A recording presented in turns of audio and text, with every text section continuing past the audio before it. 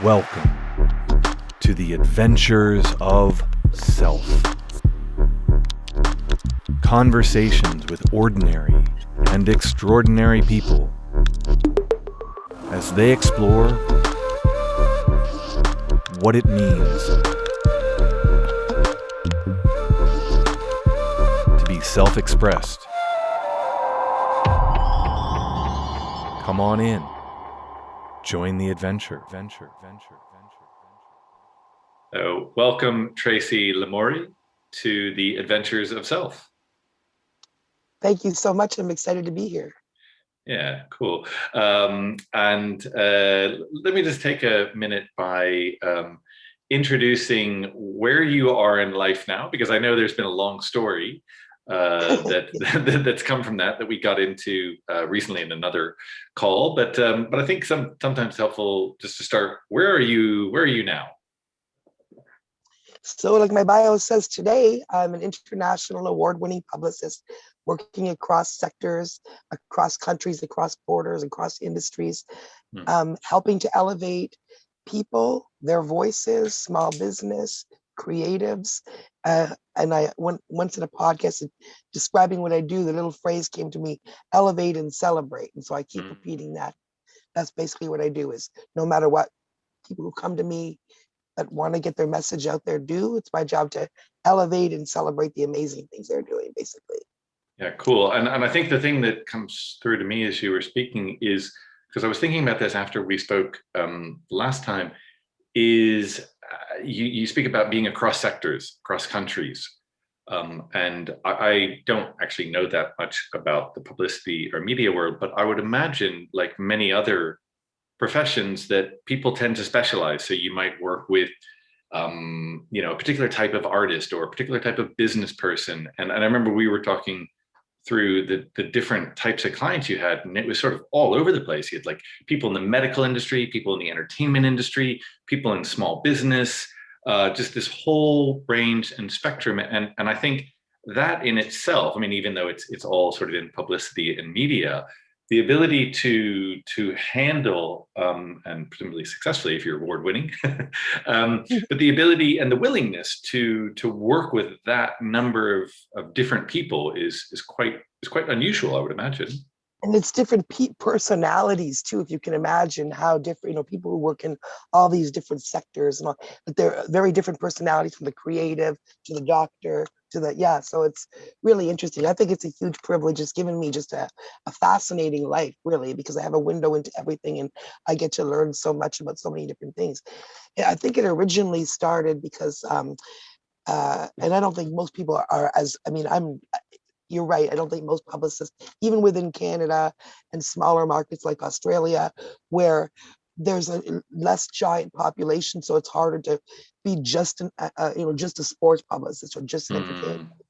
But there are people obviously who mostly do one or the other, or who have a comfort zone in one, or they might do two.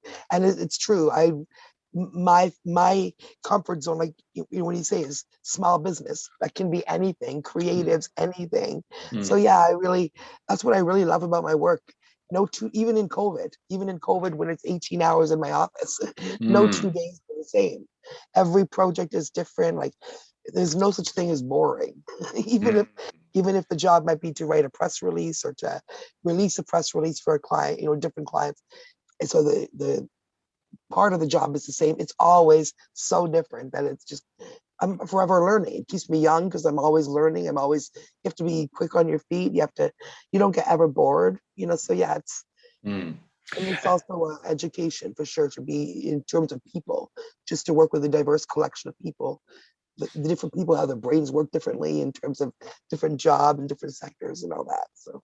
Yeah, I mean, I maybe I pick up on it because it's something that I relate to as well. I mean, I've done many different careers, certainly in this, with this hat on, running a podcast, right? I talk to lots of different people, and I make a special effort to have as many different people on this from as many different walks of life, because even though we all have different stories, different paths, different things that we're looking to create, there is sort of some nugget of truth, of similarity, the humanity of what we have, and it's kind of what this podcast is about. Is that something that you find in the work you do, that regardless, because it's still publicity, it's still media, and so everybody, what's the commonality there that kind of draws you in, or do you just like the variance of having, a dozen people from totally different backgrounds? Yeah, I mean, when it comes down to it, I like the variance because part of the reason is because it makes it even more strategic. I really like that brain work and the strategy work and the how do I place this story, and if I'm different, I mean, different people and different clients. Obviously, there's different media sources too, because there's the mainstream media for everything, and then there's different industries. I'm learning about all the everything. I mean, there are just huge different landscapes for everything, from different potential awards I can get my clients in on, to different stages, to different magazines for their sector. And so really, and then figuring out how to take their specialized thing and making it a mainstream story. So I think that adds to the strategic aspects of it. If it was just, all I do is athletes, or all I do, then I would have almost, almost feel assembly line. Oh, this is what I do with my clients. I put them there, I do that. But no, with everybody is like, everybody that comes to me is a new person, a new client, a new individual, a new landscape. And I have to figure out the strategy for that particular exact person, So I guess that's part of what keeps it fun. Yeah. I know that, I don't know if do people go to school for media? Maybe they do. I guess they do. Funnily enough, I did not, right? But I know, yeah.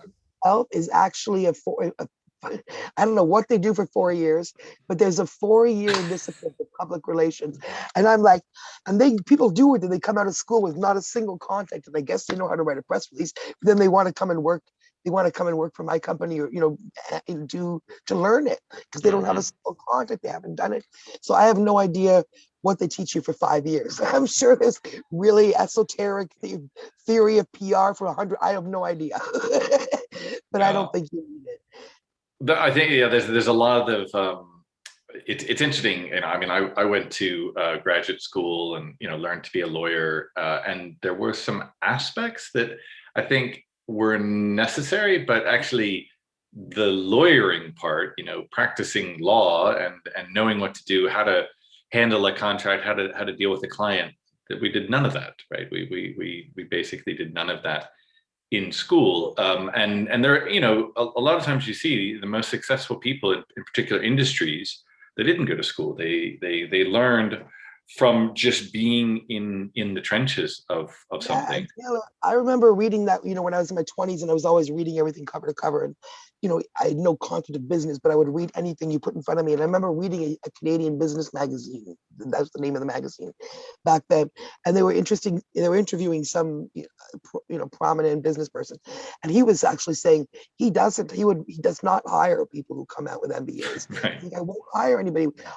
He specifically would rather hire somebody who's learned stuff and done stuff, And I remember thinking, oh, that's weird, but no, it's not weird.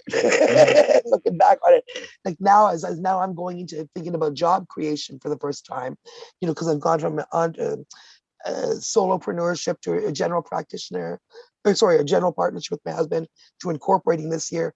And now, honestly, if it's not hard for me to get contracts, we get 50 new contracts tomorrow.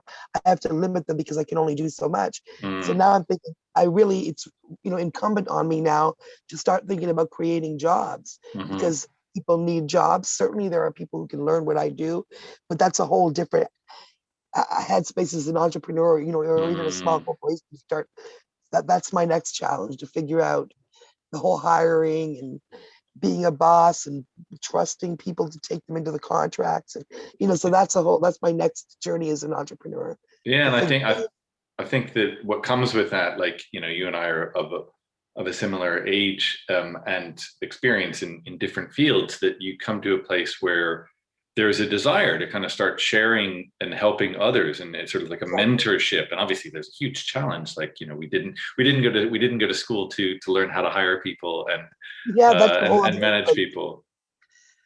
I feel like, that's a good point about the school. Like, I feel like I mean, it sounds like it should be easy. Oh, you just hire someone. But once you start talking to people who've done it, or when you really care about your work and your clients, when this is a really specialized field, you need, like, I need somebody who, they don't have to go to school, but I need Mm, somebody who has the right personality, who's not going to freak out when it comes to celebrities, who's also mhm, trustworthy and honest, and will do the less excited. They're just as excited about the strategy and the 10 hours at the computer as they are about the mhm, VIP parties and the travel. mhm. It's like, but I know they're out there, and I mean, if I can do it, somebody else smart like me can do it. So I think it's a challenge to even, that's just a challenge to figure that out. And that's my next challenge. But I want to do it.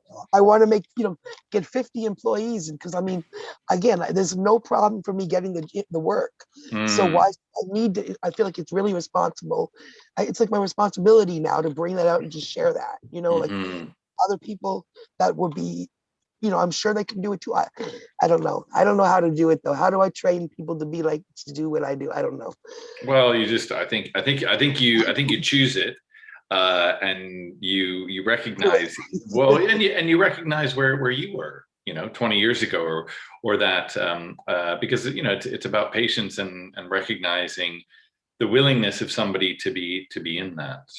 Exactly. Yeah. Yeah, and like one of the things that attracted me to speak with you is that as a publicist, you really focus on authenticity of message, kindness, thought leadership. You talk about like elevate and celebrate, right?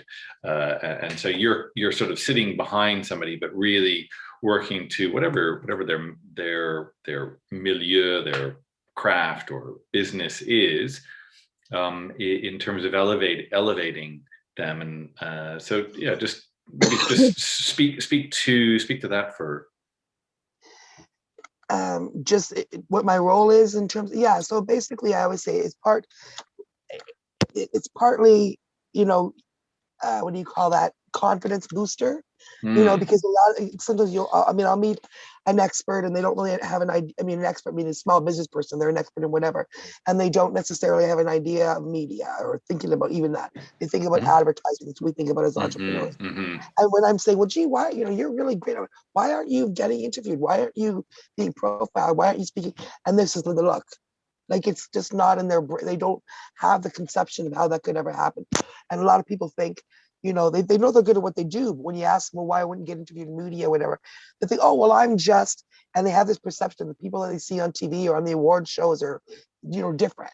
Something, magical happened to get them there. And they're just regular workers or regular people. If you're an entrepreneur, like I said this in a podcast the other day, it hit me. I said, no, you think you're not an expert, you're not good enough to be speaking in media about it, then why would you be taking people's money to do your job? Clearly, you're an expert at what you do, or you wouldn't be setting yourself up there to say, hey, pay me and I'll do it for you. So mhm, take that same confidence you have and realize that's the same thing as speaking about it. It's the same thing. And mhm, once you actually, it sounds small, but people really have a problem building themselves up to that. And then I say, mhm, then once they do that, then once they have that understanding, they can, build their brand if that's what they're trying to do.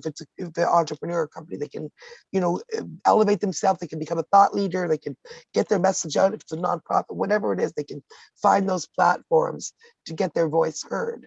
And that's really, I mean, half of that really is confidence. A lot of my clients will tell me, oh, GA, you're like a personal, what do you call that? Like a life coach, as right. well as a publicist. Although I hadn't thought of that, but probably better than most life coaches because I'll turbocharge you, your business. But yeah, so I don't know if I answered that question actually, but Yeah, I mean, I think what's interesting, like what I get, because I talk to clients as well, that there is sometimes this assumption that I'm not confident at something. But you can quickly show, like you say, it's like, well, you feel very comfortable talking to your clients and whatever, taking money or providing a service, yeah, so that you are confident in that area. You just don't recognize that you have that is the same confidence to speak on a stage or speak at a podcast exactly. or put an advertisement out or whatever it is, because like, I mean, I can speak for myself as solopreneur and running my own business. There like my historical perception about publicity and media is like, oh, this is kind of slick and manipulative, and why would I do that? I just want to have connections. And as you look at it, it's like, well, okay, how do you make a connection? Oh, well, you got to go talk to people. Oh, okay, well, it's like, do you talk to people one at a time? Do you talk to many people? Well, either way, you're just, you're making a connection with them. And sort of once you start to break it down, right, it's like, yeah, I have an assumption. It's like, media is some advertisement where somebody tells me, it's like, oh, this is the best thing that you've ever, best thing since sliced bread, and it only costs you 99 cents or whatever it is. And you think, That's where it's advertorial. That's exactly, and that's where I always say, like, the slick and overproduced. To me, that's the ad. When I'm talking about the difference between, like, why people should go with PR in terms of the way I do PR anyway, right?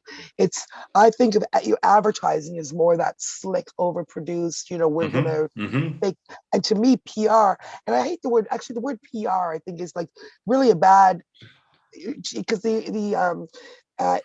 what do you call it? The associations with PR, even to me, the word PR, it's more on the side of like public relations, meaning something must have gone wrong. So so you're thinking more of the crisis communications, right? Yeah, which is a thing. So that's why I actually renamed my company from when I incorporated from Lamourie Public Relations to Lamourie Media, because we are content creators, for media. We in terms of giving media our client stuff, but also, I write articles and we do film production and stuff. And I thought, so media is really what we do than, because we're not creating fake messaging, which is, you know what I mean? We're that's why I always, the elevate and celebrate phrase that I came up with is sort of my explanation of what I really do, right? It's they're doing something. I'm not and I'm like saying, look at this awesome thing they're doing. Come on, tell us what you're doing. So I'm elevating their voice, and they're more than like, it's more like, because the clients that I choose, I don't work with governments on purpose. I don't work with, a giant corporation where there could be 10 people making a decision. So I don't have a human that I can know that, so I like to work with, people, whether it's so if it's a small or medium-sized business, but it has to be a person that's at the head of it, one person, not a committee of 15, because then you're not really that human. You're more like, you know what I mean? I want to elevate good people, and good is, I want to elevate, I should use the word good. I want to elevate, what people are doing. So you see what I'm saying? So that it's showing what they're doing and shining a spotlight on it, and not manipulating what they're doing to pretend that it's good. I think this sense, you can kind of go down, it can sort of tip over into, then everything becomes media. But at the same time, we do live in a world where, social media and all these things, right? It is media, social media, right? So whether we're and I suppose even like, going to speak to somebody and having a phone conversation with them, or speaking to them on Zoom, or whatever it is. Increasingly now with lockdowns and crisis over the last year, where we have these sort of virtual discussions, virtual meetings, virtual opportunities, and this is as much about like, well, what is the message that you are choosing to put out? Not the not that it needs to be, as you say, sort of manipulated and so finely crafted, but the truth of whatever it is that you want to put out for whatever you're doing, whether you're making music and putting songs out, or whether you're working as a I don't know, an osteopath, or herbalist, and helping people with their health, right? There's an idea that from who you are, you believe that what you're doing has a truth to it, and that's what you want to share. Exactly. Yeah. Yeah, and people are really passionate about what they do. I mean, like you said, I work across industries. And I mean, like, again, just we talked about this a little bit in our initial call, but just looking at my client list over here, the part that's not the celebrities or not the musicians and not the filmmakers and not all those people, right? I have, a luxury real estate agent. I have a personal chef. I have, like you said, people in healthcare, osteopath. I have, diet doctor. I have, just literally, like, market sales and a marketing expert, a neuromarketing expert, a sales expert, a psychologist, a diabetes expert. So literally, anything in these, and all of those people, I mean, I didn't know anything about any of that stuff, right? Until I started working with that client. But you realize doing this, that there's so many little worlds that you're just unaware of. Like worlds where people are completely passionate about, they spent the whole life, like my client, she was about 30% solution about, so I met her, about civility in the workplace and how it affects your bottom line with employee retention and, customers and stuff. Something I never would have thought about in my life until I, started working the project. Well, now that's something I've applied and I think about and I mentioned to other clients and I would never have known that. So that's a big thing, or little things. There's a whole bunch of examples like that. I'm just so privileged to have a window into all of that and to learn all that.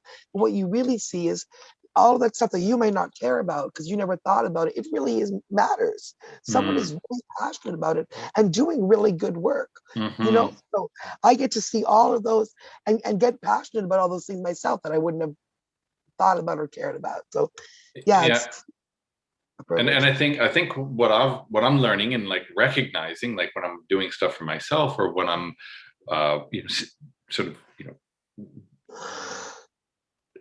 taking in content or whatever it is, messages, information from other people, it's the passion that sells what's being done.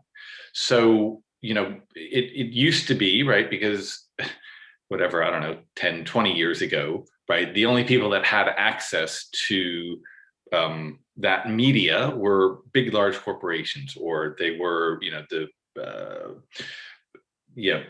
high power musicians or filmmakers, as you say, right? So and so everything became about, well, we've got a lot of money, so let's throw a lot of money at it. And it had this, sort of image of like, well, this is just a bit slick. And as a person receiving this, I feel like I'm being manipulated.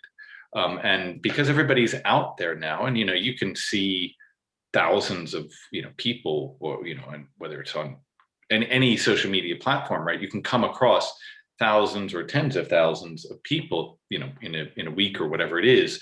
And so we're much more discerning about whether we attach something, whether we're attached to something or not. And we kind of go a bit more, it feels like we go a bit more sort of primal. Like, is this person's way of being, their way of acting, their way of speaking, does it speak to me? Does it resonate with me? Because if it doesn't, quickly I'm off onto something else, and that's not necessarily a bad thing. I had somebody on the episode, on the show, I don't know, I think it was like episode 3 or 4, who she's an actor and does works with people to train in voice, Judith Quinn. And she said that as an actor, there's a part of her that wants to be loved by everyone, right? That's kind of, in a way, why she became an actor. But what she's realized as she's grown up is that, well, she doesn't like everybody, so why would she expect everyone to like her, right? And so, it's okay that you put something out and not everybody likes what you put out, but it is going to connect with the people, that resonate with it. Yeah, with your tribe, exactly. Yeah. And actually, I said that, your vibe attracts your tribe. I said that in a podcast, saying, that phrase, it actually worked for business too. I was explaining, somebody had asked me, had my history and, activist work and everything, which my career developed out of, oddly, right? had anybody ever Googled me, in the early days before I had 10 years of PR, had anybody ever Googled me and decided not to hire me? Had there been a negative thing? And we were talking about, I said, well, I'm sure that was the case, but I didn't hear from those people. I heard from the people who resonated with me and were like, ooh, she's a go-getter. She clearly knows that, so I wouldn't have, you know what I mean? You don't hear from people that don't come to you. And I was saying, your vibe attracts your tribe. And I said, those people, whoever they might be, who didn't come to me, certainly haven't impeded my business success. And that's what I was saying, my vibe attracts your tribe. And the other day, literally randomly on LinkedIn, I got a message I'm in Canada, from an author in New York who said, I heard a podcast that you did in December. And when you said your vibe attracts your tribe, I said, yes. And I knew I had to contact you. And she found me on LinkedIn. And I was like, so my tribe found me. Yeah, it's amazing. Yeah, when you start to kind of, it's like, yeah, we like the vibe, and we sort of think vibe, it's like, well, how you're coming across, but it's literally your vibration, right? You are, as an energetic being, you're sending a vibration out. It's like a radio antenna, right? It's like you're sending a frequency of vibration out into the world, and the radio antennas that are similar to you, they're gonna tune into that and be like, oh, here's Tracy Lamourie FM. Oh, this is exactly what I needed. Let me. Think that's exactly true, what you just said. Because do you know how often people say to me, like, honestly, I hear this a lot. I know I'm like super energetic, or I talk a lot or whatever, but I don't think they just mean energy, like in terms of energetic. Because people say to me a lot, like after I have conversation with them about potentially working together, or after they interview me on podcasts and they're thinking about working with me, that wasn't even the thing, but sometimes I'm talking and they're like, yeah. And people often say to me right before they hire me, I really like your energy.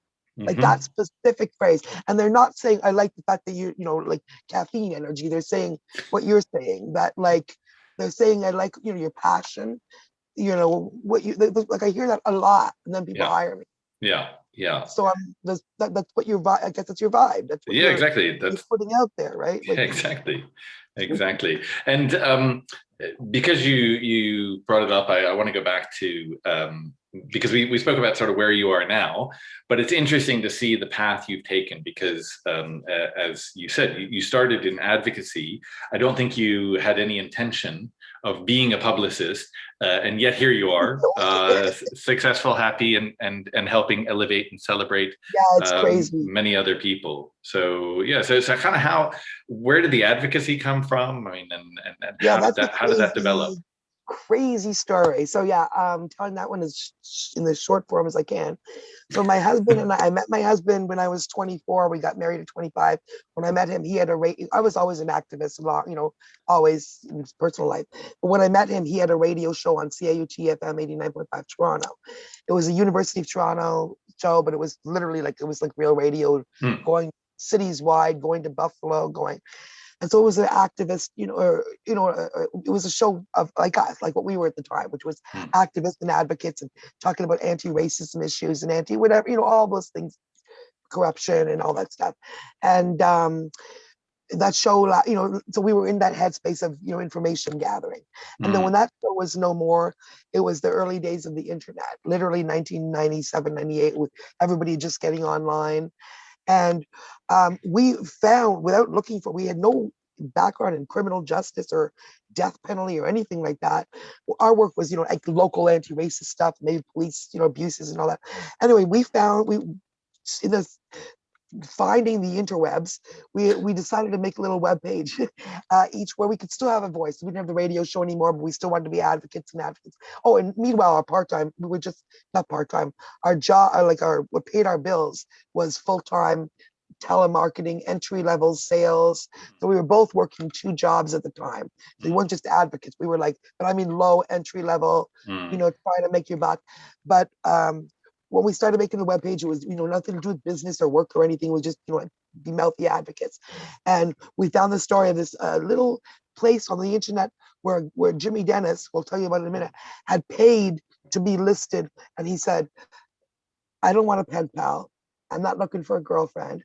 I'm innocent on death row. And this is the only way I know to get somebody to help me. Could you please help me?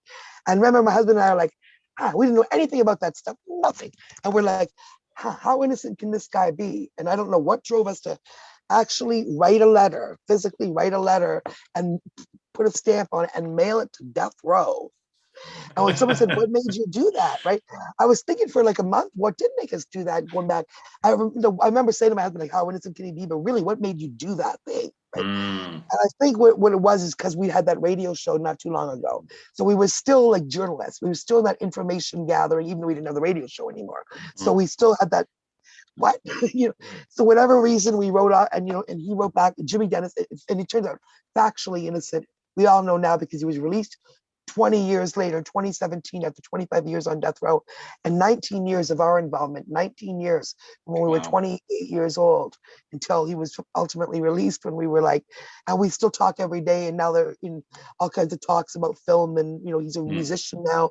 He was a recording artist at 21 when they stole him away. And sorry, he was about to be a recording artist. He was a well-known musician in town that was about to get signed with a major label when out of nowhere this just happened to him. 25 years in prison, he gets out, and now he's back in the studio. And like he was saying yesterday, it's the only person who's ever been stolen away for 25 years, then went right back to his original dream, and now he's doing it, being written up in Rolling Stone, being, it's Sirius FM about the music, and now a recording. Somebody's looking at a contract and it's not no novelty act. So anyway, so that's why. But here's the story: I learned to write a press release. Literally to get the word out about that guy in 1998. And when I say learn, I mean I went to the Alta Vista, which is the precursor to Google, and literally like search template for press release. I've always been a writer in terms of knowing how to write, so I figured out how to write a press release, and we started sending it around the world, in America, thinking naively we were gonna get some instant attention in the States. And well, it was before all those days of podcasts for wrongful convictions and all that. So in those days, and before Twitter and before Facebook, so you couldn't just tweet at a reporter, you literally had to. So it was a really, education in media to learn how to deal with it, because ultimately, ultimately we did get a lot of media attention for that case internationally. And then within the States, we got a ton of attention just for our work about the death penalty. So not so much his case, but in America was, these feisty Canadians coming up here making web pages about our, so it was about that and our page. And we ended up putting death row prisoners online. They weren't able to get on the internet. We would put their cases online so people could look it up. That became, controversial, because American media made it controversial, instead of being like, there's information being provided, like court documents. It was like, they're putting up prison. Anyway, but we always did well. No media ever nailed us. We were on Fox, Court TV, CNN, MSNBC, the cover of the Houston Chronicle, Der Spiegel in America, in Germany. People, all this international work, literally from my communication, and we had no legal education and we had no PR education. And our messaging for Jimmy Dennis and against the death penalty went around the world in an incredibly credible way. We were never made to look stupid. We were on the hot seat on, Fox, Nancy Grace, all that stuff. 28 years old, doing well. So it took another 15 years before, meanwhile, because we kept on just doing our sales job. We were doing incredible media work for free for that. Just going back to our sales job, whatever, no one. So it literally wasn't until 2012 or so, which is about 5 years before Jimmy Dennis ultimately got out. And by then we knew the tide was turning in our favor. They were starting to make decisions, and we were starting to look like he was going to get up, but we weren't sure when. But I mean, regardless, my husband and I were just living our life. That was just one thing we did. We kept on still doing our sales jobs. And one day it literally hit me in our, rented apartment, when we had sold our big house and come back to Toronto, in a little rented apartment with stuff in storage, trying to figure out what our next move was going to be. So I was in a literally empty living room, with a corner of the living room being my little desk and an old computer. And I had a light bulb moment as I was about to make another 20 calls an hour about ISO 9000 or whatever I didn't care about for the company I worked for. I literally went, wait, like, I don't know what sparked. I wish I could remember what I was thinking the second before, but I literally realized, wait a minute. That's actually a marketable skill. For the last 15 years, I've been getting major media attention. So I know how to write a press release. I know who to send it to. I know how to navigate the media. Wait a minute. I think that's a publicist. And literally in that moment, I was like, I'm not going to do this anymore. And from that moment, I was like, no. I started looking up the internet. How would I find clients? How would I do this? With literally, because I could show the proof of media I've gotten in on that one topic, controversial one. It's not a way you would start a media career representing other people's messaging if you were planning it. You wouldn't say, I'm going to build an international profile of myself on an extremely controversial issue, you know? And that's what I did. But all I needed is one or two people to hire me. And they did. One of my early clients when I was freelancing I lucked into Angela Sadler Williamson, who's still with me today, who's a cousin of Rosa Parks and wrote a book, wrote a award-winning film, My Life with Rosie, and then which I'm thanked in the credits for, one of my first contracts, and then a book. So I was lucky enough to get a contract like that just online. Worked it obviously I'm thinking, wow, I can be a publicist. This is the kind of work I'm going to get. I'm going to get paid for working with Rosa Parks' cousin. So right away, I'm like, into. And then I just started, I'm smart, I'm strategic, I research, if I, that's why I'm a great publicist, because if I get one little success, I'll build on it, so if I get one thing from my client, then I talk about that, and then I get the other, and I get the other, and all of a sudden, to the point where, one client, I keep bragging and saying this is because it was just so, people say nice things about my work all the time, but one client literally said to me after we worked together for 6 weeks, she said, you literally changed my life and my business. And I get a lot of accolades, so but I was like, what do you mean? Why would you say that? And she said, people are taking us more. She's at the point where she just got $500,000 in pre-seed funding, and they're going for bigger seed funding. So she's at an extremely sensitive time. And she said, investors are taking us more seriously, literally from 4 articles. People that I haven't seen in 20 years, from old coworkers to family, are engaged. They're like, wow, you're doing really well. They're sharing the article there. So right there, it just, make you pay attention. Like you said, human nature. They look at the shiny thing. So, and this is work, nothing I made up. She was doing amazing work. I literally just wrote about it and pointed the finger at it. The thing that really, I'm so impressed, and what stands out is because I get this in the advocacy work you were doing for Jimmy Dennis, but also that you talk about in terms of building strategy for clients. There is this, it's like a tenacity, because, you spoke that the tide started turning in 2012 around Jimmy. Well, that's 12 or 15 years nearly into working on that. I think a lot of people, I know my father used to do some work around death penalty issues and did lobbying, criminal justice reform and lobbying. So I know that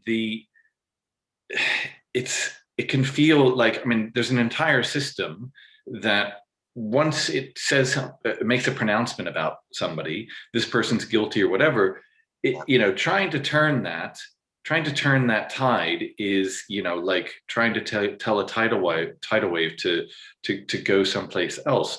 And to stay with something for, better part of 15 years. I don't know, maybe you weren't doing things daily or weekly, but to stay with that takes a dedication and commitment to something that, as you say, it's not even your paid job, right?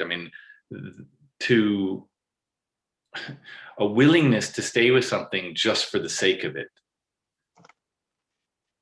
We were all really motivated. I don't even, it sounds crazy when you look back on it, but I credit Jimmy Dennis with that for real. Because I was thinking about that when someone else said something similar. How do you stay on any project, or how do you keep a team of 8 people around the world who aren't, even if they were getting paid, you said, none of these people getting paid, but how do you keep people together on a project for 15 years to care, to keep doing stuff, to keep more?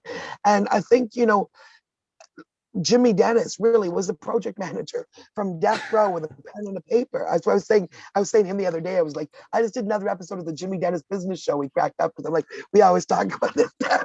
But like, it's true. He was, how did he do that? How did, and he got really, I was said to him, I said, you were the project manager. And he got really serious. It was in a phone call we had the other day, a Zoom call. And he said, like, his face went like really serious right away, and he's like, we were just joking and laughing. And he's like, I knew, like, he was like brought back in there for a minute, right? And he's like, no, I knew it was my job to keep you guys all positive and focused. And he never told us all the stuff he was going through at the time, because we're only learning now of some horrific day-to-day stuff that was happening to him, from prisoners to guards, like horrific stuff that I'm shocked that I don't know how he got through, and how we were talking and we didn't hear about. But he was like, he knew if he was to tell us all that stuff, not necessarily us, but all the people on the team, somebody would get lost, somebody would fall off.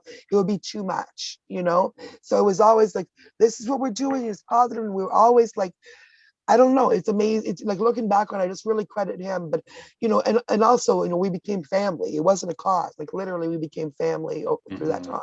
And he still calls his sister and brother today. And, my kid's niece and nephew and all that stuff. So like, at some point it became, no, we're just not gonna, but I mean, from a human level, how do you not give up? Because there were times, at first we were all like, oh, wow, this is clearly gonna be, fixed, because how this is just wrong, and it's clearly wrong.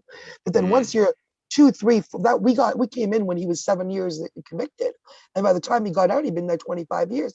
If you had told me in 1998 this was going to be a 20-year battle, like, I don't know, like, I don't know if I would even.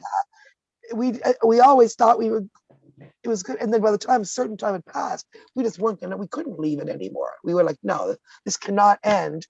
This guy getting executed. There was 2 execution dates, and there were times when I started to be like, is this the way this is going to end? Like, because like you said, once those doors are closed, and even in those days, there weren't all those wrongful conviction shows, and there weren't, oh man, so I started to be a little afraid at some point, like, and then thought that, it cannot end that way, because I don't know, I would not do, we did the death penalty work. We had some, other prisoners that we were working with die. Nobody that we were working with to the extent of Jimmy Dennis, just we spoke out about them or whatever, but they were executed. But I was like, no, if this would be different, because I know absolutely, quantifiably, this man is innocent. I know his family, I know his dreams, I know if they execute this guy, we're not gonna do well. This is not just gonna be a thing. Like, this is gonna be a world-changing, like, you think, did what? So we had to keep going. Yeah, I mean, it's, well, as you say, it's a testament to him, but also to everybody involved to just choose to be, like in the work I talk about, it's like you there's an end result that you focus on, and regardless of what the external circumstances are, that's what you choose, right? That you choose to be in, the end result that you want, that you believe in, as if it is already here. So yes, a testament to all of you.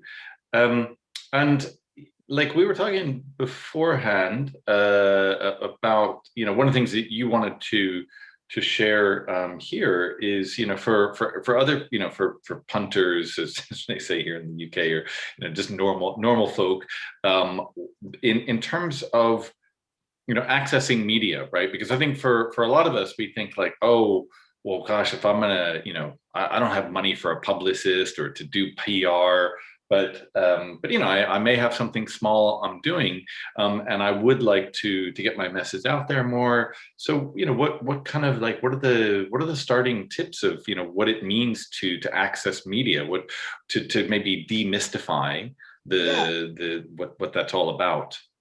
So there's a lot of ways that you can start if you don't have a publicist, right?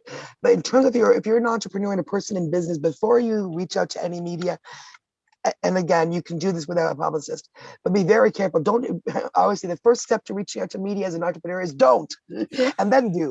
But because you have to get your head around first the difference between advertorial and editorial. And we're, as entrepreneurs, advertising, we're used to advertising, talking about our product, why it's better, all that stuff that you would say in advertising is going to get you booted from the newsroom generally, because that's not a story. And the editor is going to be like, that's, they know the value of that media just like you do. So you have to be really clear about you're providing content for their audience. It's actually relevant to their audience as opposed to looking for a free ad, right? So, and my whole book is about this. But I mean, and a lot of the time when I speak, so people can listen to other podcasts I've done too, or maybe if they want to continue to really get a deep dive into this. But basically, you have to have your pitch. You already know about an elevator pitch, your little, about you and why you're what you do. So your elevator pitch for sales is different from your elevator pitch for media, right? Your elevator pitch for media is like why you are a compelling speaker about this topic, what you know, and then also maybe some ideas about, like, don't just say, like, for example, I'm an international award-winning publicist, blah, blah, blah. I don't just give my bio to media because they'll be like, who cares? I would say international award-winning publicist, blah, blah. Tracy can speak on some compelling segments, like how anybody can catapult to the top of any industry using PR, or how to find, the self-esteem you used. So you give them, think about actual stories that you could speak on, similar to the kind of thing you might say if you were on a stage with a microphone, what could be a chapter in a book. And then once you've kind of figured that out, who do you send it out to? So edit yourself, like, is this a story that I would see in a 22-minute news broadcast on TV? 99% is probably not, and then you consider, well, would this be maybe in the front section of the newspaper? And if so, would it be in the first two or three pages, which means it's hard news and I'm talking to the city news or the whatever, or is it more the lifestyle person or the weekend or the whatever? So first figure out where, who's most likely to be amenable to it. And then you really frame it, you're giving them a story. Now that's actually, harder for people to get involved with. That's the old way, in an intimidating way, and you can still do it. But it's a lot of entrepreneurs know this, and a lot of them don't.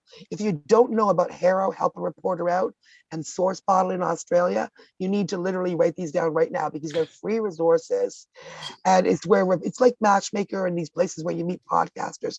Only Help a Reporter Out and Source Bottle, you'll find reporters from Reader's Digest, Oprah.com, The List, New Yorker, all these things, literally every day, looking for sources. Actually, before we were talking, I was looking through the things right now to see, what clients I can fit in.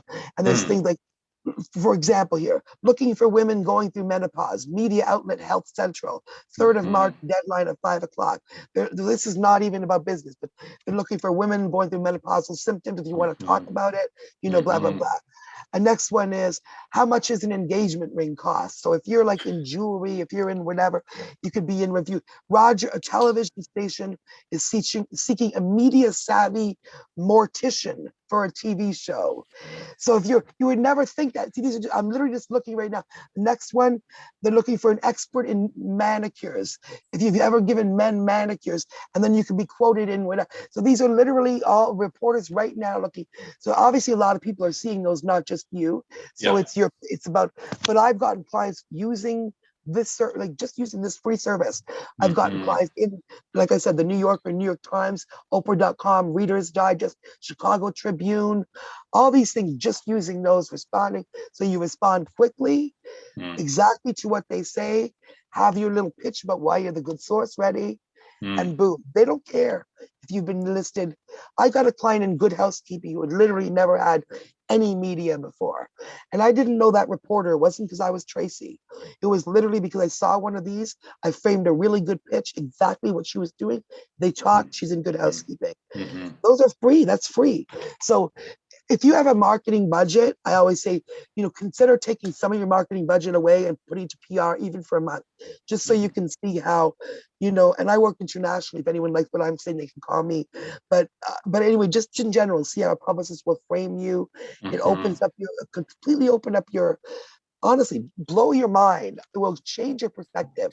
When you see that first article about you, you're just like, you thought you were just, whatever. And now it's like, here you are, profiled as a leader in real estate or a leader.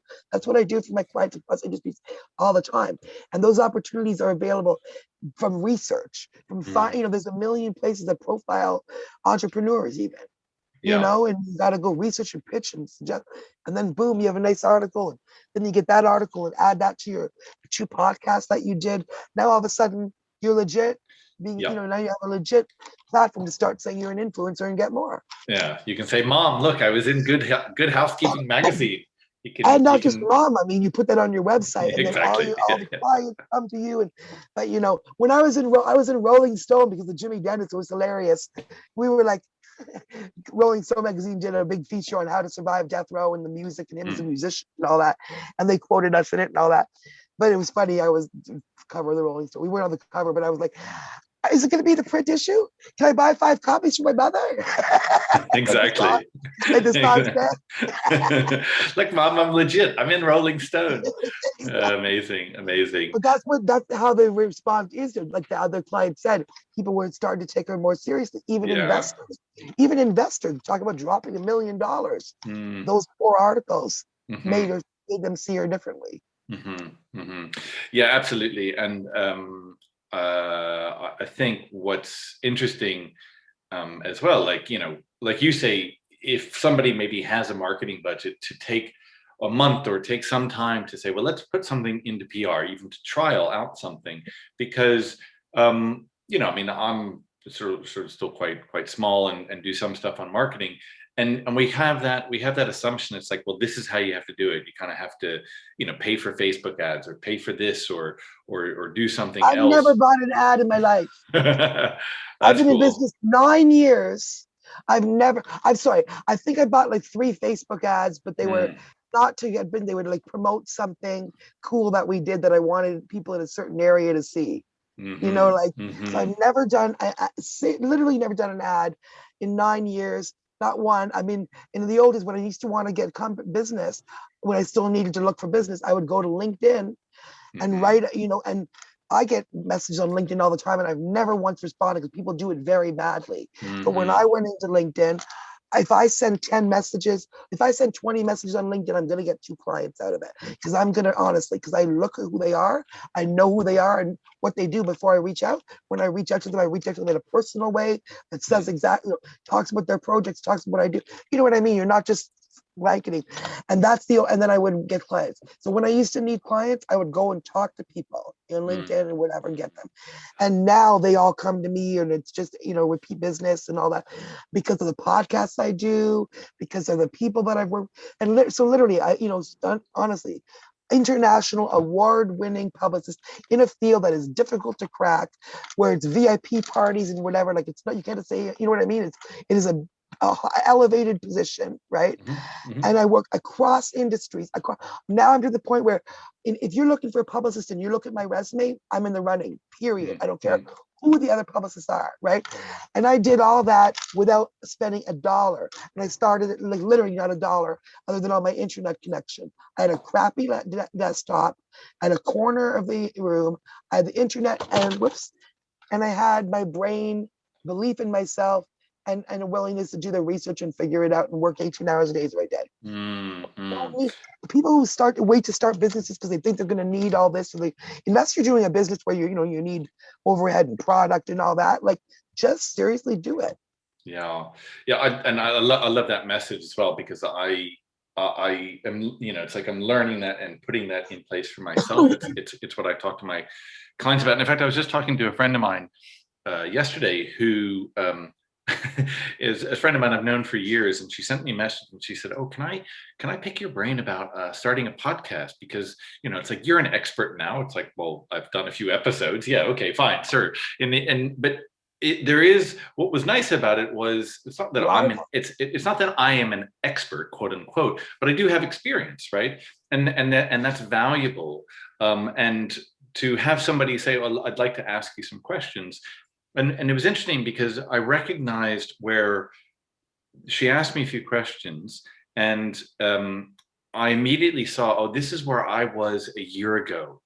And my primary advice to her was just do it, just get started, because I spent weeks and months trying to perfect and get this right and because of some perception I had about myself and how people were going to see me, or whatever, which may or may not be true. Like, I don't know, people either see like, oh, this is interesting, or they say, well, I don't like this and I'm going to turn off and stop listening, right? And that's whatever, that's going to happen. But what I've learned so much is, like, you can plan for something, but just doing it, putting it out there, you will learn so much more than just continuing to plan and plan. Let me just plan a little bit more. Let me just perfect this message just before I send it out to this publicist. Exactly. Let me just take a little bit more time, and You know what? nothing ever gets done. I'd never heard this phrase before, and a 16-year-old podcaster who was like Business Central interviewed me. Like, I was really impressed, kid. And he said, and I'm sure this is a business phrase, but I didn't come from business. I came, analysis paralysis. And this is what you're just talking about, right? Yeah. That's what people that just go on forever. Oh, I'm gonna, should I not? Should I? And just honestly, like, just believe in yourself and do it, because half of things is just, it's true, half of everything is just showing up. Stop planning, stop thinking, stop talking yourself out of it. Because you could have, it's like I see people do this for resumes all the time. For people who aren't in business yet, resume is a good example to make you think about this. You could see a job application, like a job, and you would literally qualify for like 90% of it. And instead of being like, whoa, those people will be really lucky, they're going to be really thrilled to hear about me because I hit 90% of what they need, which is the reality. That's the reality. But instead you go, 10, but I don't have that one. I'm literally check. I got all that stuff. I don't have that one. I'm not going to call them. What? I would call them and be like, you know what? I saw your job application. I got to tell you, I'm your girl. I'm your girl, because I just checked off 9 of these. I'm passionate about it. I saw this and I was like, wow, that's for me. But I got to tell you, I see you asking for this 10th thing and I don't have that, but I'm telling you, you hire me and you're going to be glad you did, because I've got, that's how you got to believe in yourself. I remember, like that one little thing I don't have, but I have 99. I've got this small blemish on the backside of my left shoulder. That's how people are, though. I'm like, do they actually think that everybody else applying for the job has every single thing in there? Well, I think people, it's like we have been kind of conditioned to assume that is true. I remember when I transitioned, as I said, I used to be a lawyer, and I moved into renewable energy, and I started working in offshore wind, which 15, 20 years ago, nobody had experience in. I started when there were, literally a few hundred people working in the industry globally, or certainly here in the UK and Europe. And at the time, the job I applied for that got me into the role, I found out about the job because a friend of mine told me and said, oh, we're looking for this, and your legal background, you can probably do this. And they had this, massive list of all the things I was supposed to be able to do, and this, that, the other. And it said, and must have 5 years experience in this industry. And I said to my friend, I said, 5 years experience. And he said, there's actually nobody in this industry that has more than 2 years experience in the whole industry. But the job application says you got to have 5 years. And what I think, what I learned too, I realized, why that happened? When I went, and I haven't done this yet, but when I went to, Hamilton City to see because they have help programs to help, they have people that want jobs. So I thought, maybe I could go there and try to get some people who want, but I just haven't figured out how to get the right people yet. So I haven't done it yet. But when we went, so I went so far as to do the job, let them help me with the job description, right? So I gave them what I needed, and then they sent me back what they had put in a template, and their template included stuff I hadn't put in, which was like 2 years experience or whatever. I was like, wait a minute, I didn't even say that. And I realized, hold on, is that just like sometimes people are using freaking computer things and stuff now. They're like, oh, that sounds good. It's not actually something they even actually need. So obviously some things are gonna, if it's something you need a degree for and you don't have that degree, chances are that's not the kind of thing we're talking about, right? But we're talking about things where, you have literally, 99% of the thing and just not that, maybe you don't have, some things are gonna be obviously deal breakers if it's vital to that position. But a lot of things that they put in there is like their wish list. It's like they're perfect person, and nobody is that person. So they're going to evaluate, who comes to them. And you just check yourself out of it. Yeah, and it's not about sort of like trying to lie or manipulate or say you don't have something.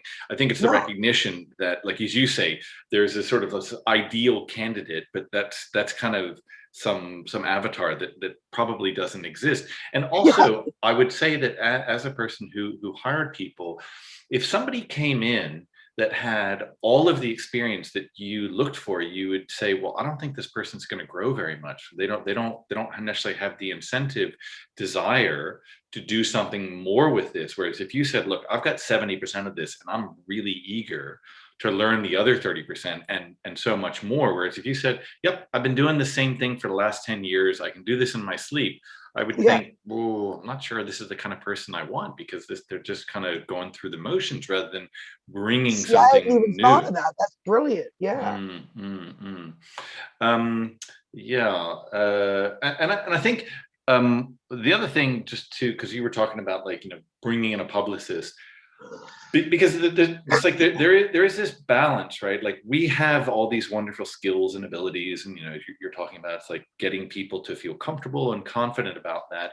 And the other thing that, something like a publicist, or whether you call it a publicist, or I said to my friend, who wanted to create a podcast, I said, look, I'm not an expert, I'm not a publicist, but if you want to put something together and run it by me, I'm happy to kind of review and give you my 2 cents worth, right? And I think there often is, like, not to just go out and sort of be like, get validation, but to sort of challenge yourself, right? To whether you're paying for somebody or whether you're getting somebody, there's a lot of, like, resources, whether it's on LinkedIn, Instagram, or all sorts of other places where you can say, oh, I'd love for you to take a look at this, right? Yeah. Oh, people yeah. pe- Exactly. people that People have will. s- people that have succeeded are often, I mean, it's like, we all want to hear ourselves speak, right? So it's like, if you say, hey, I think you're an expert in this, I'd love to get your opinion, people will be like, great. Let me just put myself up on a pedestal and tell you what I think.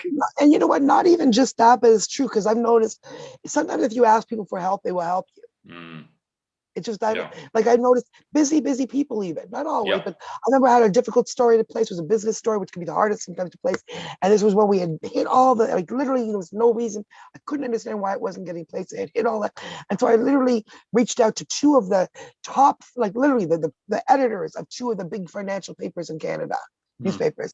And I said, I know this is a big ask, but could I get like maybe 5 minutes of your time as an just to kind of look this over with me and tell me why you and other people aren't picking this up? Because honestly, I tell you, like, I've been doing this for a long time, and like, this is what's killing me. I've thought of it every which way. And not only did he take a call, the editor of a Business Financial Post, who wasn't going to take the story, but he did two of them did like 45-minute calls with me, where they mm, literally broke it all down, went through it, explained to mm, me about how, they themselves have like mm, 18, one of them said he has 18 stories, 18 he wanted to place, but he had 2 pages to do it. So his own story. So I understood then, I got a perspective. It's not because my story's bad, or it's not that. mhm, He just sat there and explained to me what was going on here. So I'm not going mhm, crazy wondering what's going on here. you mm, know? mm, And that was just and I thought later, Jesus, that's a busy person who's busier than me, and an editor of a major financial paper. And he spent 45 minutes to sit with me in the middle of a workday to tell me why he couldn't take the story. Because I mm. asked really, and I said, look, it's really, I just need a perspective on this. Yeah, and I think it does come from just asking. The person may say no. Okay, maybe Yeah, maybe that person's very busy. Maybe they don't like you. Maybe they're whatever. But they may just say yes, right? And because we have this assumption, oh, I couldn't possibly ask that person. Clearly, yeah, they're going to say no. Well, how do you know until you take that step? yeah. They may be thrilled to help. Who knows? They may be. Yeah, and I think the other thing, because we sort of spoke on it, I just want to come back to something we were speaking about it earlier, how the the overall, I think the overall per like realm of business, or even just kind of like being in the world, we are moving away from a strictly transactional basis. Okay, Tracy, I'm going to call you. We're going to talk for 15 minutes. You're either going to accept the job or not, and this is how much you're going to pay, or this is how many words I'm going to give you, Mhm. and it's like, well, can we have a conversation? Like, maybe we spend an hour on a phone and realize, like, oh, well, I don't see any business opportunity, but hey, we learned something new, and we actually don't know what's going to come from that. And Yeah. maybe a month, a year later, Then we somebody know, says, oh oh yeah. yeah, that person I spoke to, and maybe that doesn't happen, right? But I do think that it lends itself to like being in the fullness of who we are. Like I think you were saying, like we were saying at the beginning, like who you are, what you have to share. It's not this slick, well, we're gonna trim and make your message down to one little thing, right? And when you get into a conversation, when you have an opportunity to really share with somebody, you actually don't know what's going to open up. And maybe the person says no, maybe the person blows you off, but there's always an opportunity to learn. Absolutely. And no, you're exactly true. And it's funny that you mentioned that, because I had a couple conversations like that this week with people that I met on LinkedIn. They said, hey, I'd like to talk with you. And I thought, I didn't even know, are they a podcaster, or is it going to be, are they looking for PR or whatever? And in one case was a guy who was just like, no, I just like, you do something interesting. And he's in business. He's like, I can't remember his exact business, but he's a consultant, and he's like, no, I just like to know people, and that you never, when what your expertise can, when you might be good for somebody, right? You know what I mean? Like, you just like, just in general in the world, let's have a conversation. And we had like a 45-minute conversation, and it's true. I don't know where it's going to go, and didn't really have a particular plan, but now we're both like, yep, that was good. Glad you know what you do. And yeah. And I think, I mean, it's one of the things I recognize from this platform. Like I don't really, I mean, I have a sort of sense maybe what I'm trying to create, but also a freedom to just have a conversation, to connect with people in different ways. And one of the things that I recognize, I was talking to this friend of mine yesterday about podcasting, and saying, I sort of think, okay, well, I'm going to do a podcast. This is what's going to happen. This is what's going to happen to listeners. This is what's going to happen with guests. This is what's going to happen with me.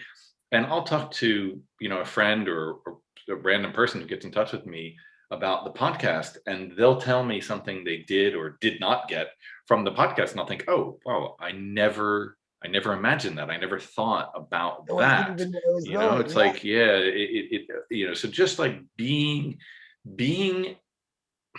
willing to be in action is a beautiful thing. I love that. Yeah. Cool. Well, I really appreciate the conversation today. It's been, I mean, we've really like covered, oh, bless you. Sorry. Allergic to the conversation. I've really appreciated the opportunity to share this space with you today. I've learned a lot. It's like, I know I said to you when we spoke at first, like to slow down sometimes, but because you got so much to share, your energy really does come through. We covered a lot. I really want to thank you for your time. No, thank you. I really appreciate it. It was a great conversation to make. I hope the audience got something out of it too. Yeah, no, I think there's a lot in it, and we'll have show notes that go through some of the things that you shared and how people get in contact with you. And yeah, I think we can leave it there. Excellent. Thank you so much, Taylor. Thank you, Tracy. Yeah, thank you, listeners. Thanks for listening. If you like what you heard, go on, be adventurous. Click the subscribe button. And join us next week for a new adventure. Until then,